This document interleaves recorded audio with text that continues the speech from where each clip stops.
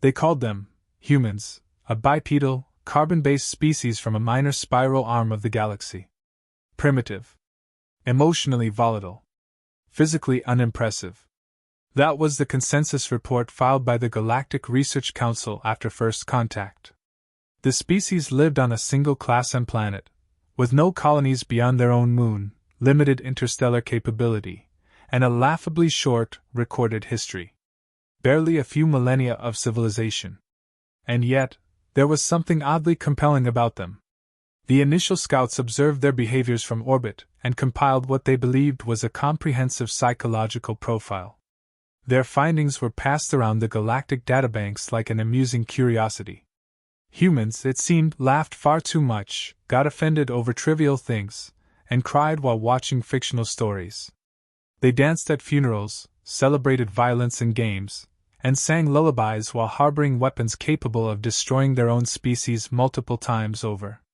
One entry referred to them as empathic apex predators, a contradiction that amused the scientific circles immensely. They had a word for everything, even abstract pain. They romanticized heartbreak. They created art from sorrow. And despite their fragile biology, they kept going, often beyond logical reason. When hungry, they worked. When wounded, they limped forward. When hopeless, they built hope from nothing. It was an admirable defect, if nothing else.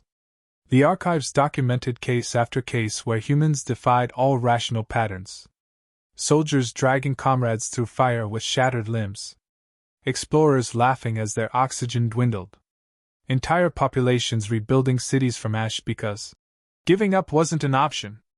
The analysts presented these findings to the War Council as proof that, while interesting, humans were of no military concern. They were emotionally driven, and thus easy to manipulate. A few targeted psychological campaigns, some economic pressure, perhaps a planetary blockade, and they would fold. Their military was disorganized and vastly underpowered. Their command structure was decentralized. They argued even among themselves. 100 nations within one species, half of them at odds on any given issue. Disunity was their Achilles heel. Some among the council were less convinced. There was unease in how rapidly humans adapted. In mere decades, they had gone from ground warfare to space travel. Their learning curve was steep and unpredictable. One cycle they were building combustion engines, and a few later they were breaking quantum encryption. No external help, no inherited technology, just raw intellect and desperation. But warnings were drowned beneath laughter. A species that still used combustion engines, still fought with projectile weapons, still believed in myths. What threat could they possibly pose? And then there was the cultural element. The council watched endless footage. Humans risking their lives for animals, marching unarmed into battle for causes they believed in, writing poetry about stars they'd never reach. They sang in trenches, told jokes during calamities, and carried pictures of loved ones into war zones. They protected strangers. They mourned enemies. Their strongest warriors wept openly for those they failed to save. That, the council concluded, was weakness disguised as sentiment. It was decided. Humanity would be brought into the Galactic Accord, peacefully if possible, forcefully if not. No need for prolonged negotiations. The species would either comply or be corrected. A small fleet was dispatched to initiate the process. Their objective was to offer terms, showcase galactic superiority, and neutralize resistance quickly and efficiently. The hope was that humans would accept their place in the greater order of civilizations. The records from this phase are curious. No reports of resistance. No retaliation. No acknowledgement even. When transmissions were sent, they were ignored. When patrols approached Earth's orbit, they were met with silence. No defense mobilization. No global announcements. Just static. The quiet unnerved some of the officers. They'd expected panic, outrage, or even threats. But humanity remained uncharacteristically still. From the outside, it seemed they were doing nothing. But those who studied the species more closely knew better. Humans didn't react predictably. They didn't follow protocol when under pressure. When cornered, they didn't cry out. They waited. They watched. And then, only when they were certain, they acted. Always at the moment their enemies least expected it. The report filed just before the first ship entered low orbit had a single advisory line at the end. A warning mostly ignored. Humanity smiles often, but their silence is never a good sign. The fleet entered Terran space with arrogance baked into every maneuver. Over 100 ships, layered in armor and equipped with the most advanced weapons the Galactic Coalition had refined over centuries. Drones scouted ahead. Communication arrays broadcast rehearsed messages of dominance cloaked in diplomacy. The mission was clear: make Earth kneel without firing a single shot, if possible. Humble them with presence alone. But there was no response. No challenge, no resistance. Earth's satellites, crewed by Coalition standards, continued to orbit without adjustment. Ground signals were absent. Civilian transmissions, once cluttered with entertainment and chatter, ceased. The planet seemed to be ignoring the invasion entirely. Coalition commanders assumed fear had paralyzed their systems. The humans must be hiding, preparing a last, desperate stand. Or perhaps they were waiting for their leaders to surrender formally. Either way, it was interpreted as submission. Cities were mapped. Military installations tagged. Orbital relays triangulated every known Terran defense grid. The plan was to disable infrastructure without unnecessary destruction. Precision strikes, followed by occupation. But before even a single command could be executed, the anomalies began. First, the supply ships stopped transmitting. 6 vessels, traveling along known hyperlanes, vanished without distress calls or sensor pings. Recovery drones dispatched to trace them found nothing: no debris, no radiation trails, no signal residue. Entire vessels wiped clean from space as if they never existed. High Command dismissed it as a navigational fault. The fleet adjusted formation. Still, no reply from Earth. Then came the failure of the data feeds. Coalition scouts attempting to interface with planetary systems were locked out. Firewalls that should have been trivial to bypass began responding dynamically, mutating protocols mid-breach, executing recursive countermeasures. One scout drone reported its systems hijacked, then broadcast a human phrase on loop before self-destructing. "Keep knocking." A sense of unease crept through the fleet, but commanders pushed forward. Troop carriers descended into the atmosphere, preparing to establish forward command zones near key cities. The landings proceeded without conflict. No resistance appeared. No civilians in sight. Major population centers, once buzzing with life, were eerily empty. Streets barren. Lights off. Surveillance devices static. It was as though humanity had vanished overnight. Drones explored deeper. They found signs of sudden evacuations, meals left half-eaten, power grids shut down manually, transport systems abandoned. Still no bodies, no movement. Environmental scans showed humans were underground, hiding in complex tunnel networks that didn't exist in previous scans. Entire cities had vanished beneath their own foundations. Coalition forces began to feel the tension. This wasn't surrender. It wasn't compliance. It was concealment, meticulous, deliberate. The kind that required preparation. Planning. They hadn't fled. They had repositioned. Then, one by one, the outer patrol ships began to go dark. No explosions. No alerts. They simply stopped reporting. Crews attempted to trace the disappearances, but found nothing. Only the ship logs, frozen mid-entry. Dozens of ships, thousands of personnel, reduced to silence in under an hour. There was still no enemy in sight. No projectiles fired. No energy spikes detected. The enemy was nowhere. And everywhere. Commanders held emergency councils. A request was made to retreat temporarily and reassess. It was denied by the Coalition's upper echelon. The mission, they insisted, was proceeding as expected. Humans were attempting psychological resistance, nothing more. Continue the occupation. Discipline began to break. Soldiers reported seeing shadows where none should be. Equipment malfunctioned across all fronts. Armored suits locked without cause. Navigation systems rerouted ships back to their entry points.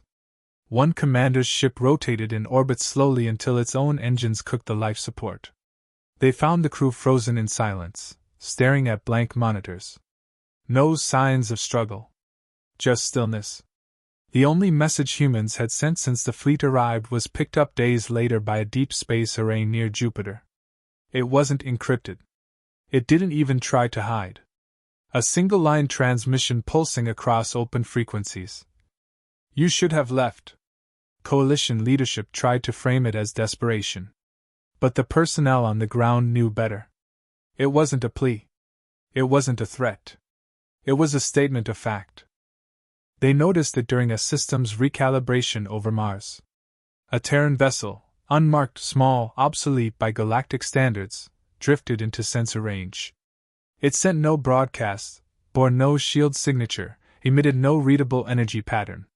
Coalition protocol dictated immediate interception. 3 interceptors closed in, locking weapons. Within 3 seconds, all 3 vanished from tracking. No explosions. No signals. Just erasure. The command ship initiated full alert.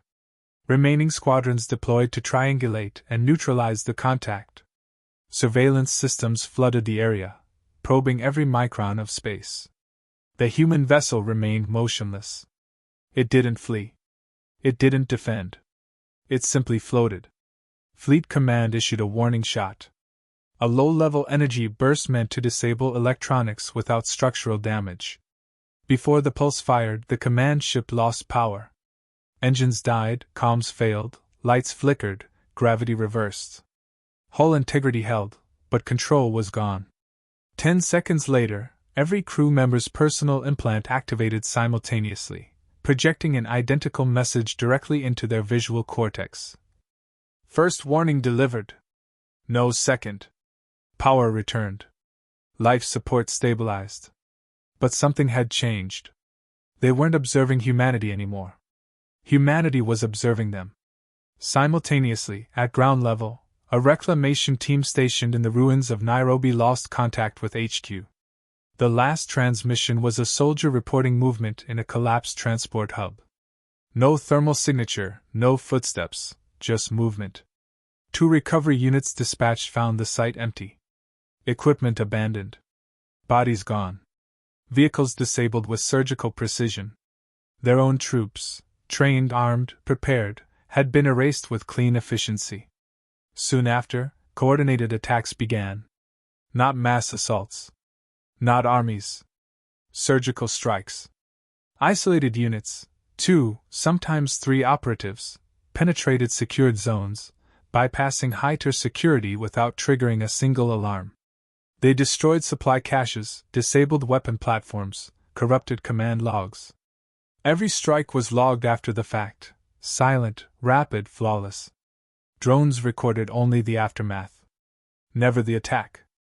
Always the empty silence that followed.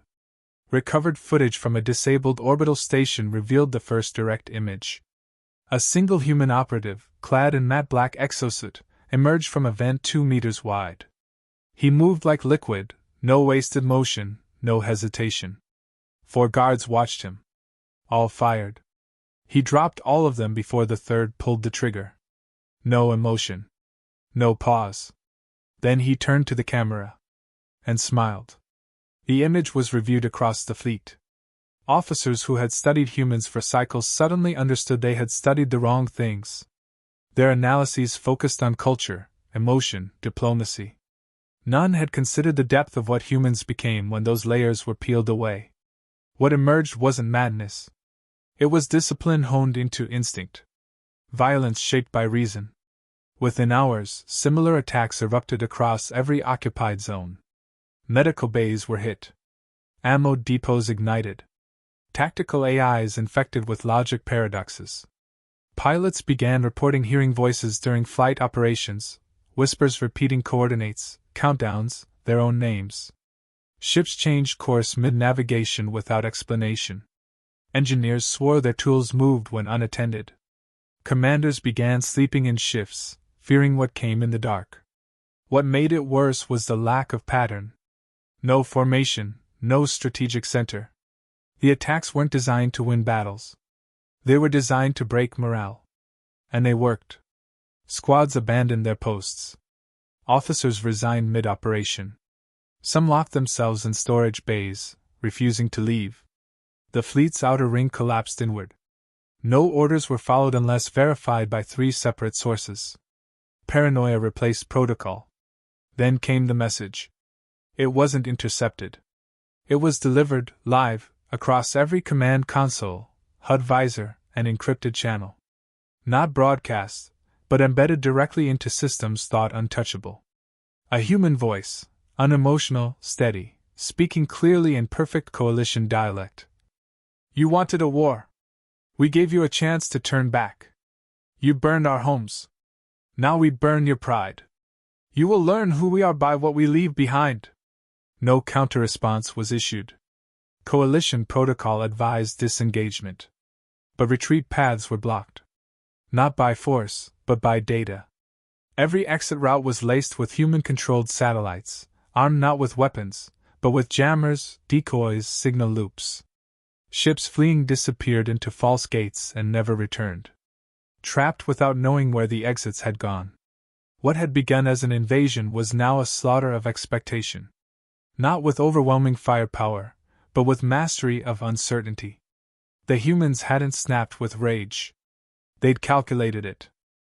Every protocol assumed humans would engage directly once provoked, leveraging brute force or emotional retaliation. But what followed wasn't aggression, it was orchestration.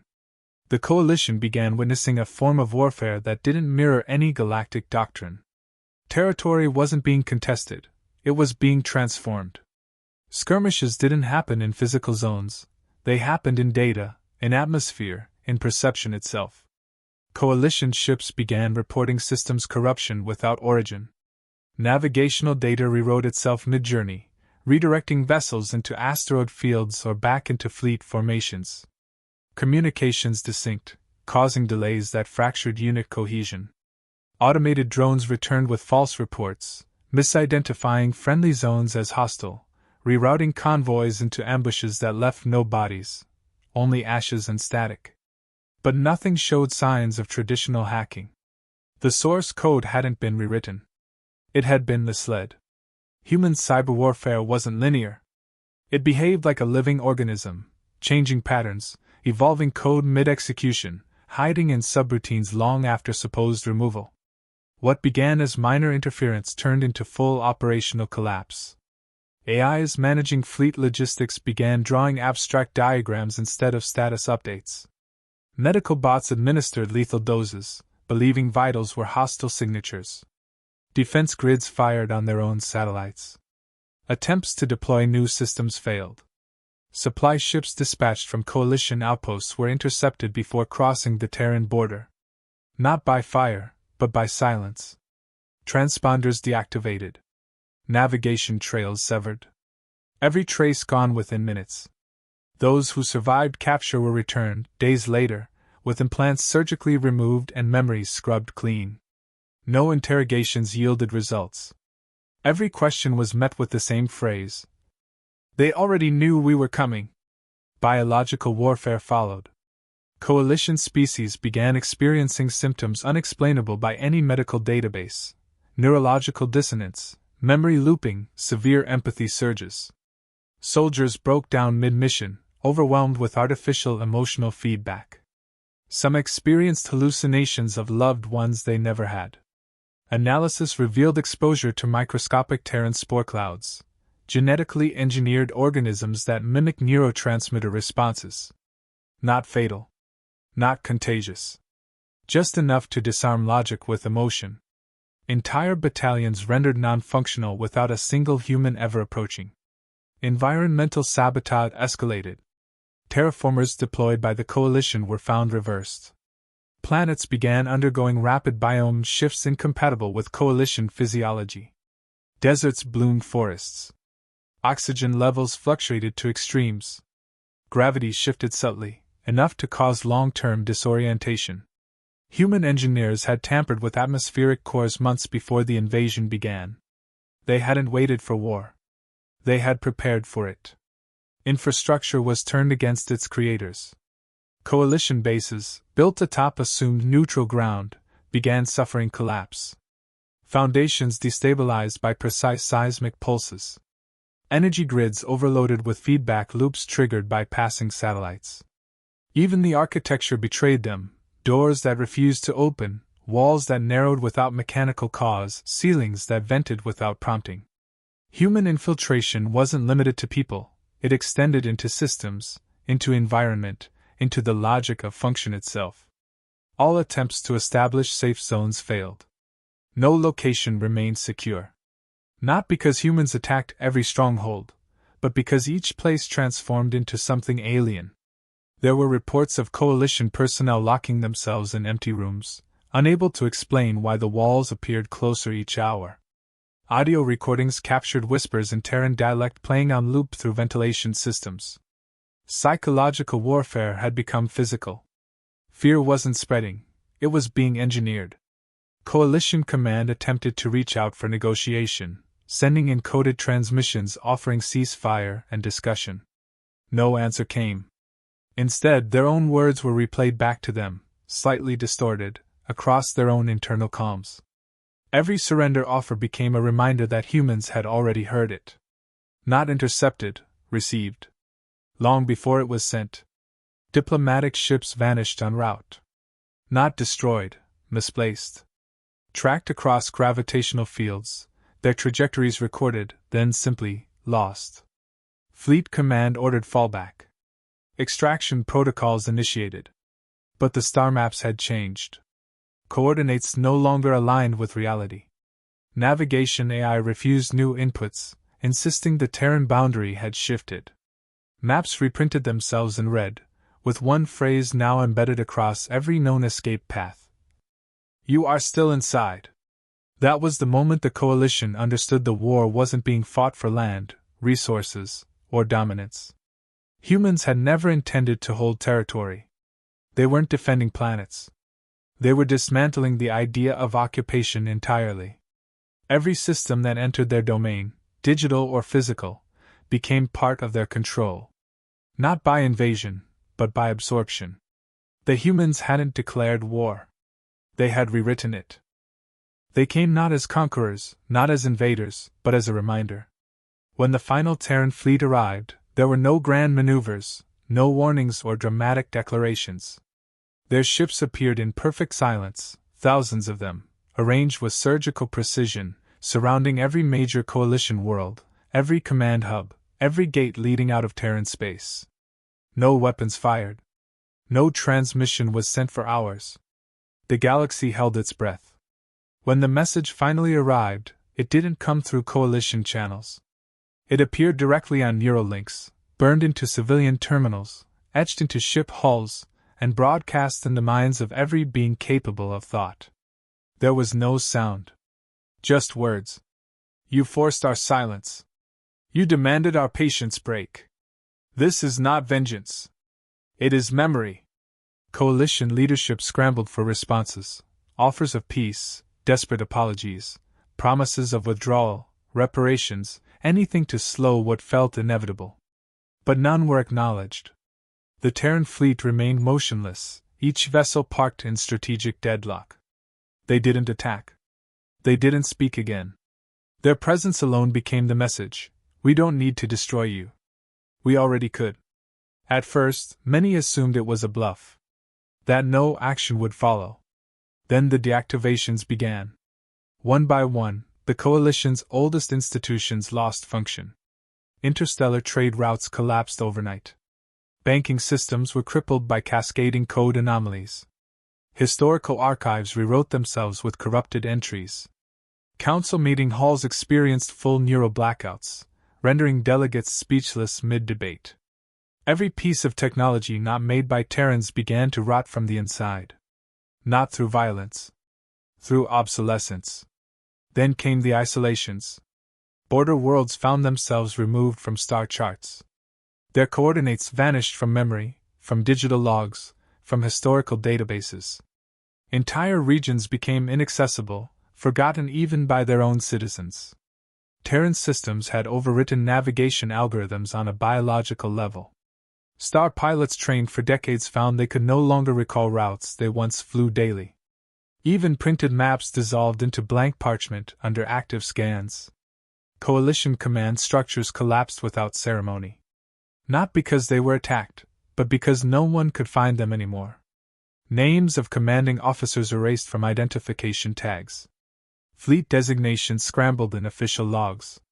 Orders sent were never received, and those who received them forgot what they were supposed to do. Terran strategy wasn't destruction, it was disassembly of purpose.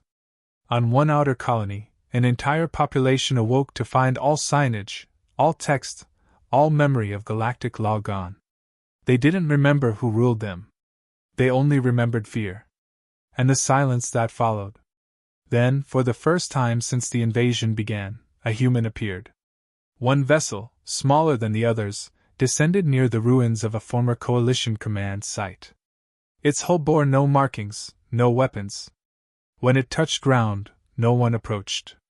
Not out of fear of attack, but because everyone knew it wasn't necessary. What it represented was already understood.